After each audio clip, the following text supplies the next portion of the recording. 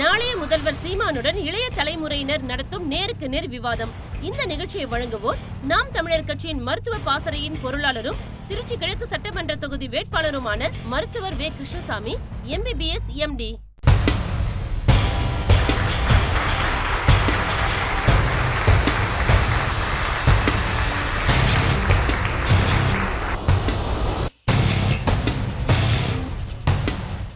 எனக்கு ஒரு கனவு இருக்கு. உலகத்தின் தலை சிறந்த நாடாக என் தாய்நாடு தமிழ்நாட்டை மாற்றணும். என் இனத்தை பெருமைமிக்க சிறப்புமிக்க இனமாக இந்த பூமியில் வாழ வைக்கணும். தன்மானத்தோடு தலைமைமிரோடு வாழ வைக்கணும்னு நினைக்கிறேன். இது ஒரு அறிவு சமூகம். இன்னைக்கு அழிவு சமூகம் நம்ம போய்கிட்டு இருக்கு. அதை மாற்றணும்னு நினைக்கிறேன். அது நான் தனியாக நின்று தான் செய்ய முடியும். அது போய் மற்றவர்களோட சேர்ந்து செய்ய முடியும். இந்த திராவிட மாடல் ஆட்சியினால் குடும்ப தலைவர்கள் தான் போதைப் பொருட்களுக்கு அடிமையானாங்க. இப்போ எங்களை போன்ற சிறார்களும் அடிமையாகிறாங்க.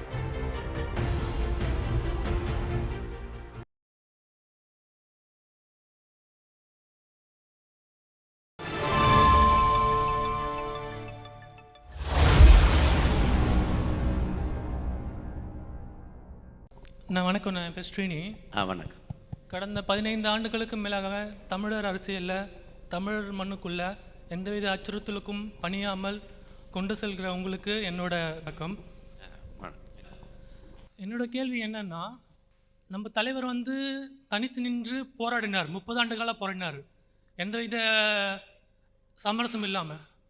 தற்போதைய காலகட்டத்தில் உலக அரசியலில் எப்படி நீங்கள் நம்புறீங்க? தனித்து தான் நான் நிற்பேன், தனித்து தான் அதிகாரத்து வருவேன். நீ 3ஆம் கட்சி கொண்டு வரதுக்கு 15 வருஷம் ஆயிடுச்சு. இப்போ என்னோட கேள்வி என்னன்னா, கட்சி அரசியல் வேணாம், கட்சிகள் வேணாம், சுற்றுச்சூழல் அமைப்புகள், பொதுநல அமைப்புகள் தமிழ்நாடு ஃபுல்லாக பரவி இருக்கு. கிராமங்கள், நகரங்கள், சிறு சிறு எல்லாத்துலேயும் அவங்களோட நம்மளோட கட்சியோட முன்னணியை கொண்டு போய் அவங்களோட கலந்துரையாடல் நிகழ்த்தி நம்ம கட்சியை அடுத்த கட்டத்துக்கு கொண்டு போய் அடுத்த 26 நம்ம கட்சி 2வது தான் ரொம்ப சந்தோஷம். ஆட்சிக்கு இன்னும் சந்தோஷம். எங்கள் காலத்துலேயே நாங்கள் உங்களை முதலமைச்சராக பார்க்கணும். இல்லை எங்களுக்கு எனக்கு முன்னாடி என் தம்பி வருவான், எங்கள் அக்கா வருவான், அது மாதிரி இல்லாமல் நீங்கள் வரத்துக்கான திட்டங்களை நீங்கள் மறுபள்ளி செஞ்சுருங்க. ரொம்ப நன்றிங்கண்ணா. தேங்க்ஸ். இல்லை, அவங்க தனிச்சு நின்று சாதிக்க முடியாது. அப்புறம் கூட்டணிக்கு போய் அந்த கூட்டத்தோட கூட்டமாக சேரணுங்கிறாங்க. இதில்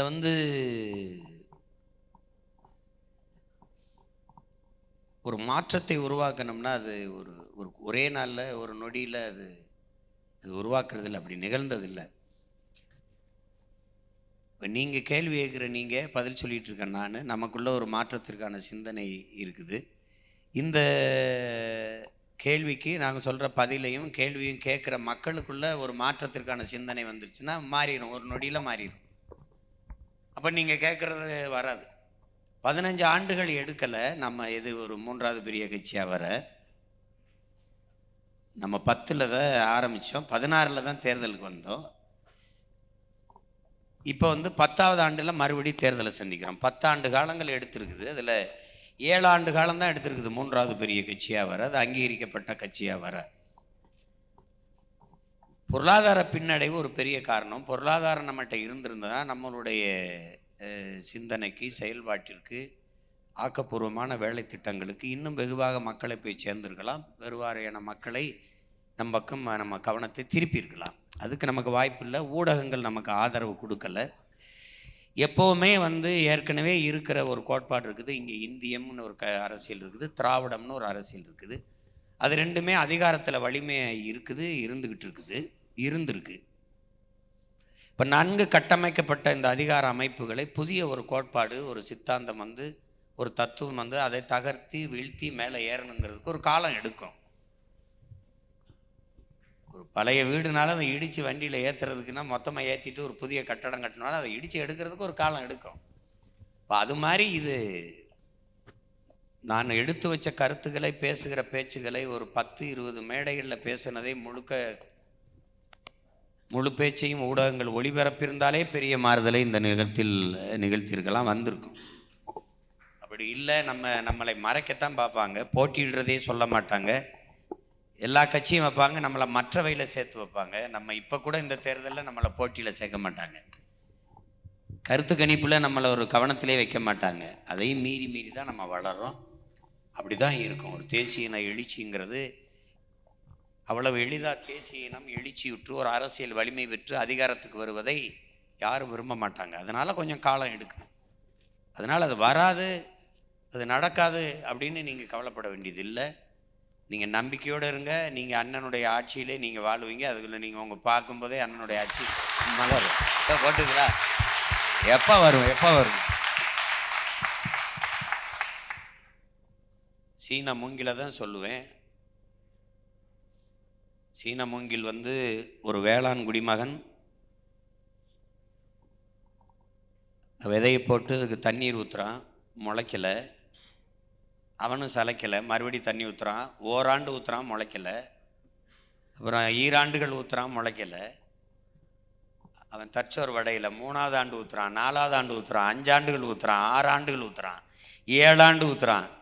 நினச்சி பாருங்கள், 7 ஆண்டுகள் ஊற்றிட்டு போகிறான், முளைக்கலை. ஆனால் தினம் வர்றான், நிலத்தை பார்க்குறான், முளைக்கலை, ஊற்றுறான். 9 ஆண்டுகள் ஊற்றுறான். 9வது ஆண்டு காலையில் பார்க்குறான், அவன் முகத்தில் ஒரு மகிழ்ச்சி மொத்தமாக முளைச்சிருச்சு. அப்போ 9 ஆண்டுகள் ஒருவன் நம்பிக்கை இழக்காமல் ஊற்றிக்கிட்டே இருந்திருக்கான். இந்த 9 ஆண்டுகள் முளைக்காமல் தாமதப்படுத்திய அந்த மூங்கில் மரம் 6 மாதத்தில் விண்ணை உரசுகிற உயரத்துக்கு சரசரன்னு வளர்ந்து போயிருக்கு. பெரிய உயரத்துக்கு 6 மாதம்தான் எடுத்துக்கிறது வளர்றதுக்கு. அப்போ என்ன சொல்கிறான்னா, இவ்வளோ வேகமாக வளர்வதற்கான அடித்தளத்தை அதன் வேர் இருக்குல்ல 9 ஆண்டுகளாக போட்டுக்கிட்டு இருந்திருக்கு பூமிக்குள்ளேங்கிறான். அது போட்டதுன்னு டக்குன்னு 6 மாதத்தில் மேலே போயிடுச்சு.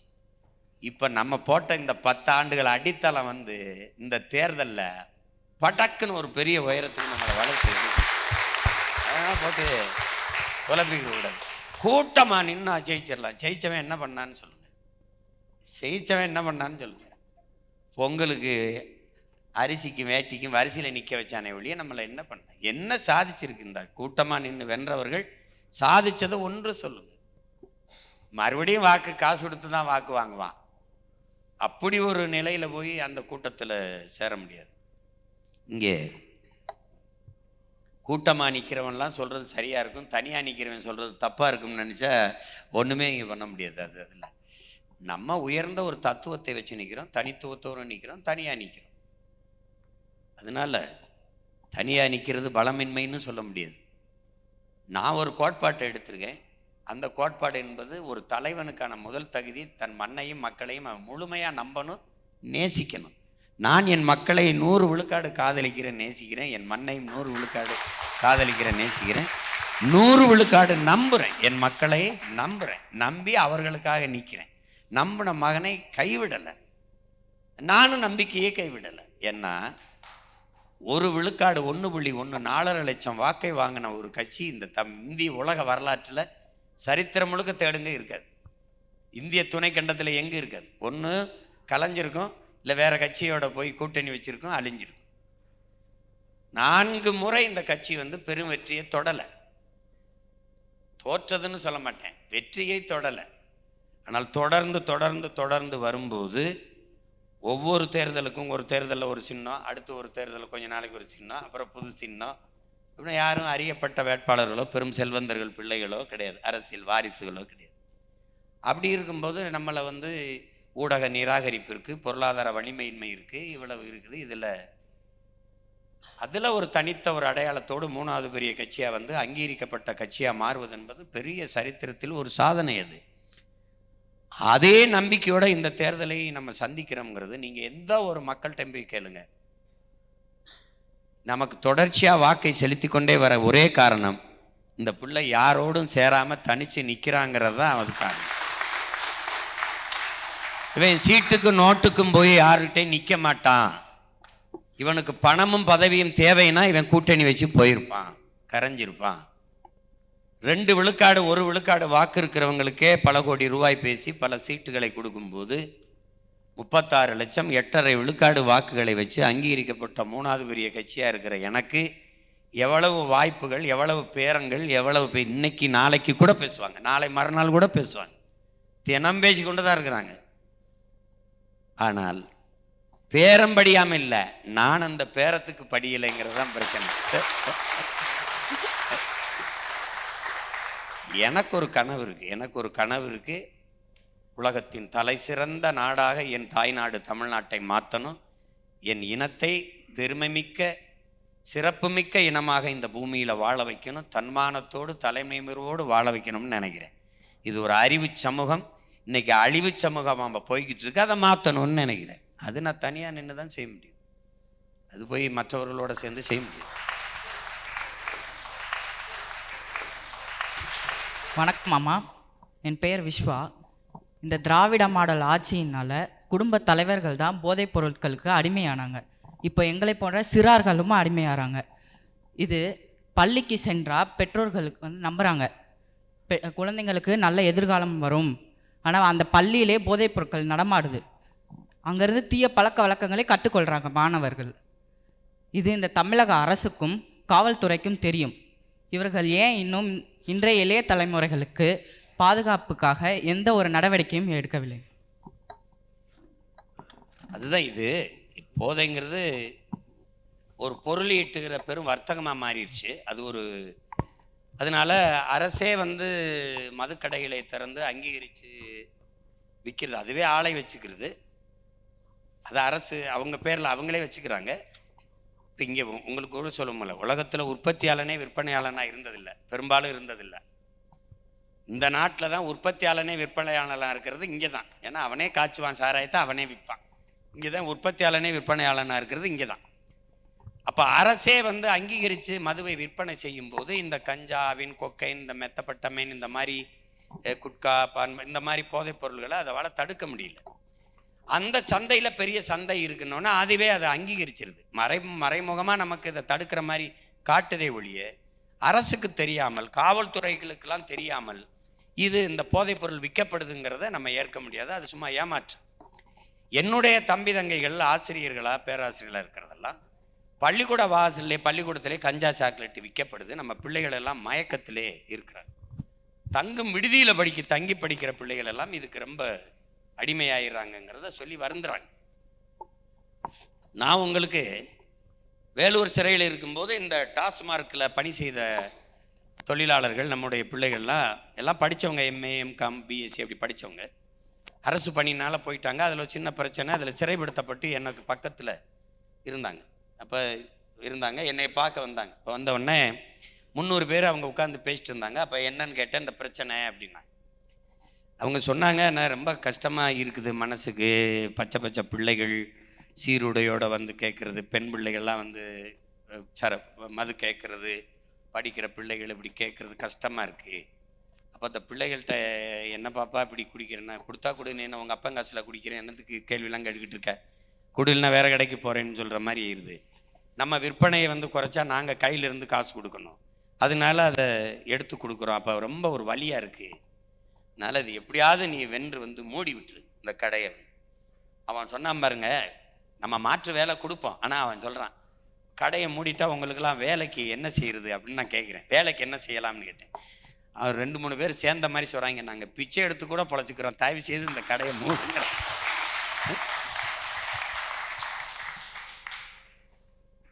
ஐயா சகாயம் அவர்கள் இப்போ இந்த மது துறைக்கு அப்போ அதிகாரியாக போட்டுருந்துருக்காங்க. அவங்க என்கிட்ட சொன்னது, ஒரு குறிப்பிட்ட பகுதியில் ஒரு கடையில் வியாபாரம் குறையுது.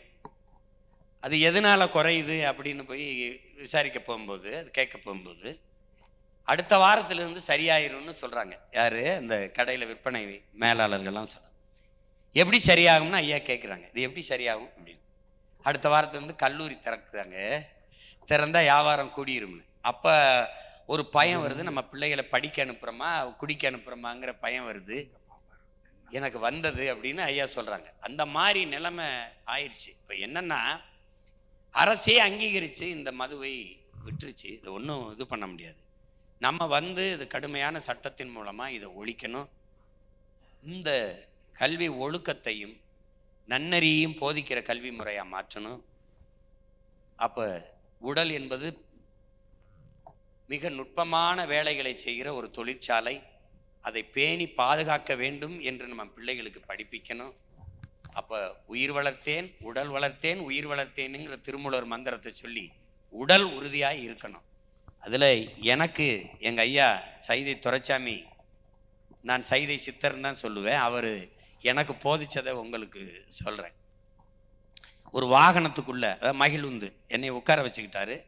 நான் முன் இருக்கையில் இருக்கேன், அவர் பின் இருக்கையில் இருக்கிறாப்புல.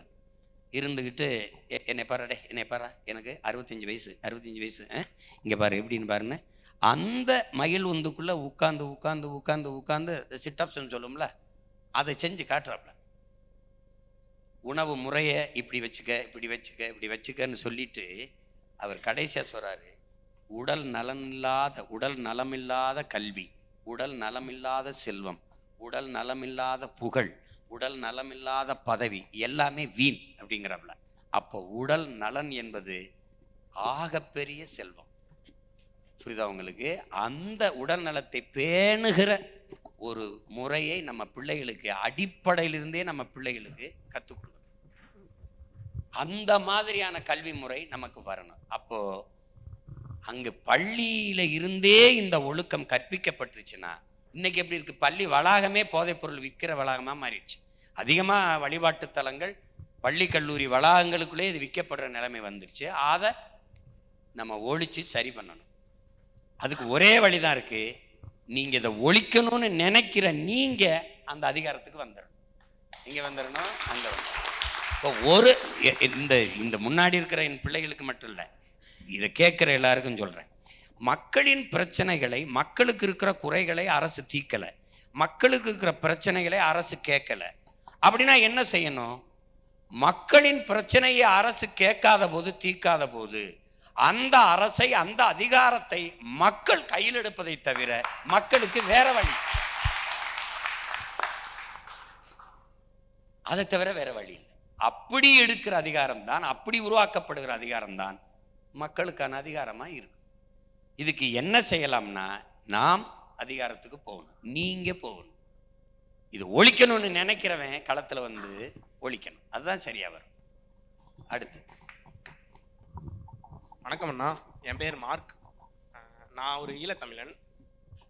எங்கள் மக்கள் வந்து இப்போ அகதியாக 4வது தலைமுறையாக தமிழ்நாட்டில் வாழ்கிறாங்க. மற்ற நாட்டிலலாம் எங்களுக்கான அங்கீகாரம் கிடைக்கிது, எங்களுக்கு அங்கே குடியுரிமை கிடைக்கிது. ஏன் இந்தியாவில் மட்டும் எங்களுக்கான குடியுரிமை கிடைக்கல? எங்களுக்கான வேலைவாய்ப்பு இல்லை, எங்களால் மருத்துவம் படிக்க முடியல. இன்னும் நிறையா விஷயங்கள் இந்த தமிழகத்தில் நடக்குது. எங்களுக்கான, நீங்கள் ஆட்சிக்கு வந்தால் எங்களுக்கான குடியுரிமையை வாங்கி தருவீங்களா? உட்காருங்க நான் சொல்கிறேன். அவர் சொல்கிறது என்னுடைய நீண்ட கால வலியும் வேதனையும் நான் முன் வச்சு போராடுகிற கோரிக்கையும் தான் திருப்பி என்கிட்ட சொல்கிறார். நாங்கள் வந்து தாய நிலத்தை இழந்துட்டு ஏதிலிகளாக இடம்பெயர்ந்து மற்ற நாடுகள், ஆஸ்திரேலியா, குறிப்பாக ஐரோப்பிய நாடுகள், பிரிட்டன் உள்ளிட்ட நாடுகளுக்கெல்லாம் நாங்கள் போகிற போது அந்த நாடு தன்னாடாகவே, குறிப்பாக மலேசியா, சிங்கப்பூர் கூட தன் நாட்டு குடிமக்களாகவே ஏற்று எங்களுக்கு வந்து குடியுரிமையை கொடுத்துரும். இப்போ இன்றைக்கெல்லாம் என்னுடைய தங்கையுடைய மகன் சுவிஸ் இராணுவத்தில் சேர்ந்து அந்த இராணுவ படத்தை எனக்கு அனுப்பியிருந்தார். நான் வாழ்த்து சொல்லி அனுப்பினேன். கனடாவில் எல்லா நாடுகளையும் எங்கள் பிள்ளைகள் அந்த நாட்டு இராணுவத்தில் காவல்துறையெல்லாம் சேர்ந்துக்கிறாங்க, குடியுரிமை எடுத்து. குறிப்பாக அயர்லாந்தில் என் தம்பி திருக்குமரனுடைய மகன் வந்து குரு வந்து அந்த நாட்டு அயர்லாந்து நாட்டினுடைய டென்னிஸ் அந்த விளையாட்டு வீரராக இருக்கான். அந்த நாட்டுக்கு விளையாடுறான். யார்? ஈழத்தமிழ் பிள்ளை. அந்த நாட்டு பிரதமர் அவனுக்கு வாழ்த்து கடிதம் எழுதுறாரு, நம்ம நாட்டின் பெருமையை நீ வந்து விளையாட்டின் மூலம் நிரூபிக்கிறாயின்னு. அப்படி இருக்குது. இப்போ நான் வந்து வெளிநாடுகளுக்கு சென்று வரும்போது விண்ணூர்தி நிலையத்தில் என் பிள்ளைகள் சீருடையோடு நின்று, அரசு பணியில் இந்த இராணுவ உடையோடு நின்று என்னை வரவேற்றதெல்லாம் இருக்குது. அப்போ குறிப்பாக கனடா மாதிரி நாடுகள். அப்போ இங்கே வந்து இந்தியாட்ட எங்களுக்கு இருக்கிற பிரச்சனை, இந்த நாடு நாடாவதற்கு முன்பிருந்தே நிலைத்து வாழக்கூடிய பூர்வகுடி மக்கள் நாங்கள். எங்களுடைய இன சொந்தங்கள் ஈழத்தாயகம் எங்களுக்கு. அப்போ ஒரே இந்த நிலத்தில் வந்தவரையெல்லாம் வாழ வைத்த தமிழகம்னு பெருமை கொண்ட நாங்கள், சொந்த உறவுகளை நாங்கள் எங்கள் தாய் நிலத்திலே எல்லாரையும் வசதியாக வாழ வச்சுட்டு எங்கள் மக்களை அகதியாக வாழ வைக்கிறது ஒரு வரலாற்றில் பெரிய அவமானம், துயரம். இந்த நாடு திபெத்தியர்களுக்கு கொடுக்குது. சீனாவிலிருந்து திபெத்தியர்கள் அகதியாக வரும்போது அவர்களுக்கு இந்த நாட்டில் குடியுரிமை கொடுத்து, கல்வி கொடுத்து, வணிக வளாகம் கொடுத்து, திரையரங்குகள் கொடுத்து, விளையாட்டுத் திடல் கொடுத்து, சொந்த நாட்டு குடிமக்கள் போல தனி நாடே திபெத்து கிடைத்தாலும் போக வேண்டிய இல்லைங்கிற அளவுக்கு வசதியாக வாழ வைக்குது. ஆனால் எங்கள் மக்களை அவர் சொன்ன மாதிரி 3-4 தலைமுறை தாண்டி 35 வருஷத்துக்கு மேலே ஆயிடுச்சு. இன்னும் எங்களை அகதிகளாகவே ஏதிலிகளாகவே ஒரு முகாமில் அடைச்சி வச்சிருக்கு. எங்களுக்கு கல்வி கற்றால் மேற்கல்வி படிக்க முடியாது, வேலைக்கு செல்ல முடியாது. சிறந்த நீச்சல் வீராங்கனைகள் எங்கள் பிள்ளைகள் இருக்கார்கள், நாட்டுக்காக விளையாட முடியாது. அவர் சொல்கிற மாதிரி எந்த அரசு பதவிக்கும் போக முடியாது. சொந்தமாக 2 கிரவுண்டு 3 கிரவுண்டு ஒரு இடம் வாங்க முடியாது. ஈழத்தமிழர் என்று பதிவு செய்ய முடியாது. ஈழத்தமிழர்களுக்கு வீடு கிடைக்காது. இப்படி ஒரு நெருக்கடி இருக்கு. அதிகாரத்தில் இருந்தவர்கள் எங்கள் மக்களுக்கு குடியுரிமை பெற்றுக் கொடுக்கணும்னு நினைக்கல. ஒரு அரசியல் அழுத்தம் கொடுத்து அதுக்கான எந்த வேலையும் கிடைக்கல. கடைசி காலத்தில் எங்கள் அழுத்தத்தின் காரணமாக இரட்டை குடியுரிமை கொடுக்கலாம்ங்கிற ஒரு முடிவு வந்தது. இந்த நாட்டில் விரும்புவரை இருக்கலாம், தாய் நாட்டிற்கு செல்ல வேண்டும் என விரும்புகிறவர்கள் போகலாம். அங்கே வாழ முடியாத ஒரு சூழல் வந்தால் திருப்பி இந்த நாட்டுக்கே வரலாம் என்கிற இரட்டை குடியுரிமை அந்த நேரத்தில் எழுந்தது. அப்போ ஐயா எடப்பாடி பழனிசாமி கூட, தம்பி இரட்டை குடியுரிமை முறை சரியா, நம்ம அது கோரிக்கை வைக்கலாமான்னு கூட என்கிட்ட கேட்டாங்க. இல்லையா வைக்கலாம்னு சொன்னேன். விரும்பும் வரை இங்கே இருக்கலாம், இல்லை என் தாய் நிலத்துக்கு போகிறேன்னா போகலாம். அங்கே வாழ முடியாத ஒரு சூழல் வருமானால் திருப்பி இந்த நிலத்துக்கு வரலாம் அப்படின்னு இரட்டை குடியுரிமை கொடுக்கலாம். அதையும் இவங்க சாதிச்சு முடிக்கலை. ஆனால் இப்போ நமக்கு இருக்கிறது நம்முடைய அரசு, தமிழ் தேசிய அரசு வரும்போது, தமிழ் தேசியர்களின் அரசு வரும்போது அது உறுதியாக நடக்கும். நீங்கள் அகதிகள் முகாம் அளிக்கப்படும், அவர்களுக்கு தனியாக குடியிருப்பும். அகதி முகாம்ங்கிறத அந்த சொல்லே, நான் அகதிங்கிற சொல்லையே அறிவிருக்கிறேன். அது உலகத்தில் தன்மானத்தோடும் பெருமையோடும் வாழ்ந்து உலகத்தையே பல்வேறு நாடுகளை வென்று 3வது பேரரசை நிறுவிய பாட்டனின் பேரனும் பேத்தியும் அகதின்னு சொன்னால் இது மாதிரி ஒரு அவமதிப்பு ஒன்றும் இல்லை. 1000 ஆண்டு தான் இருக்குது, அதுக்குள்ளே எவ்வளவோ நடந்துருச்சு. கடாரம் வென்றான்னா என் பாட்டேன், அந்த கடாரம் வென்று அவன் கால் வச்ச இடத்துல நாங்கள் அகதியாக கடலுக்குள்ளே நின்னோம் கப்பலில்.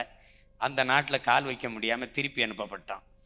அந்த மாதிரி ஒரு துயரம் எங்களுக்கு நடந்துருச்சு. நம்ம அரசு மலரும்போது நிச்சயம் குடியுரிமை பெற்றுக் கொடுக்கப்படும். இந்திய அரசை அழுத்தம் கொடுப்போம். கொடுக்கலைன்னா தமிழ் தேச அரசு என் மக்களுக்கு நான் கொடுக்குறேன் குடியுரிமைன்னு கொடுக்கும், வாக்குரிமை கொடுக்கும், அது குடும்ப அட்டை கொடுக்கும், உயர்கல்வி கொடுக்கும். ஏன்னா இது நம்ம அரசு, நமக்கான அரசு. அந்த கவலையை விட நீ நல்லா படி.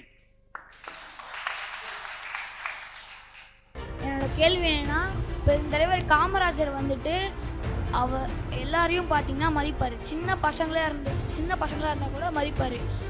நீங்கள் பார்த்தீங்கன்னா எல்லாரையும் உரிமையோட அவன் இவன் பேசுவீங்க. இதை நான் எப்படி எடுத்துக்கிறது? அவன் இவன்னு பேசுறதுனாலேயே உரிமை இல்லைன்னு ஆயிடக்கூடாது. நாளைய முதல்வர் சீமானுடன் இளைய தலைமுறையினர் நடத்தும் நேருக்கு நேர் விவாதம். இந்த நிகழ்ச்சியை வழங்குவோர் நாம் தமிழர் கட்சியின் மருத்துவ பாசறையின் பொருளாளரும் திருச்சி கிழக்கு சட்டமன்ற தொகுதி வேட்பாளருமான மருத்துவர் வே. Krishnasamy, MBBS MD.